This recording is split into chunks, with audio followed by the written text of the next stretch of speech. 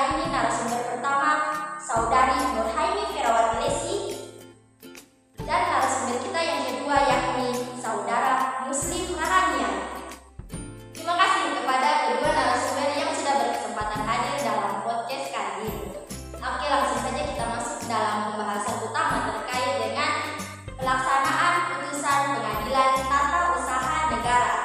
Kepada narasumber pertama, kira-kira apa sih putusan itu? Kita mungkin bisa dijelaskan secara lebih mendalam terkait dengan putusan itu.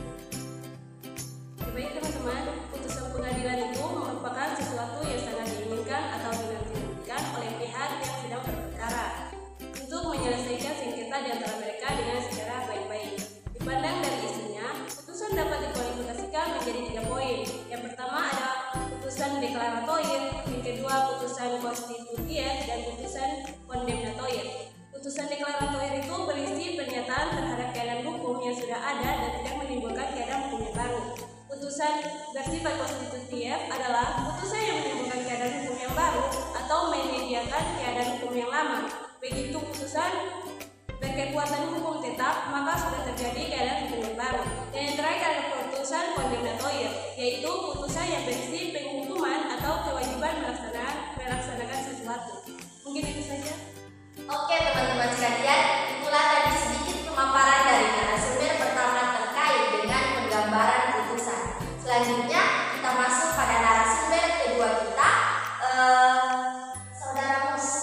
Kira-kira bagaimana sih proses pelaksanaan putusan di Pengadilan Tata Usaha Negara?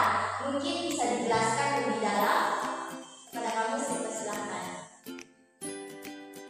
Jadi pelaksanaan putusan pada Pengadilan Tata Usaha Negara atau eksekusi adalah salah satu aturan tentang cara dan cara-cara yang dipakai oleh pemerintah negara guna membantu pihak yang berkepentingan untuk menjalankan putusan hakim apabila para pihak yang kalah tidak bersedia mematuhi isi putusan dalam waktu yang ditentukan, maka secara normatif ketentuan tentang pelaksanaan putusan Pengadilan Tata Usaha Negara yang sudah diatur pada pasal 115 dan 116 UU Nomor 5 Tahun 1946 yang sudah mengalami perubahan dengan dikeluarkannya UU Nomor 9 Tahun 2004 dan UU Nomor 51 Tahun 2009. Adapun macam-macam putusan atau eksekusi pada Pengadilan Tata Usaha Negara, diantaranya yang satu, eksekusi otomatis, yakni putusan yang mewajibkan kepada pejabat duduk badan hukum atau pemerintah untuk itu mencabut keputusan tata usaha negara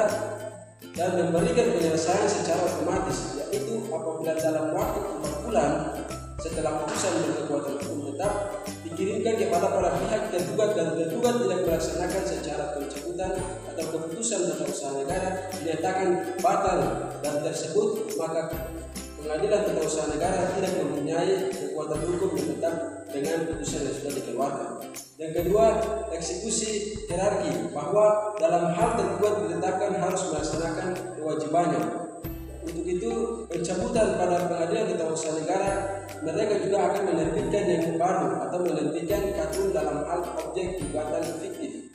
Kemudian setelah 3 bulan ternyata kewajiban tersebut tidak dilaksanakan, maka tergugat mengajukan permohonan kepada ketua pengadilan agar memerintahkan tergugat melaksanakan putusan pengadilan tersebut. Jadi jika tergugat masih tidak mau melaksanakannya, ketua pengadilan mengajukan hal ini kepada instansi atasannya menurut jenjang jabatan.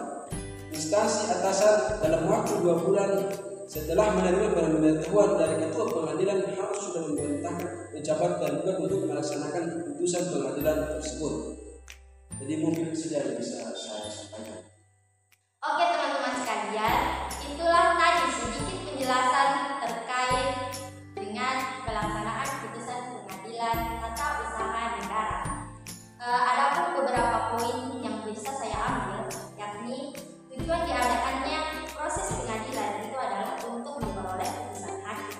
Putusan hakim atau yang biasa disebut dengan putusan pengadilan itu merupakan sesuatu yang sangat diinginkan atau dinanti-nanti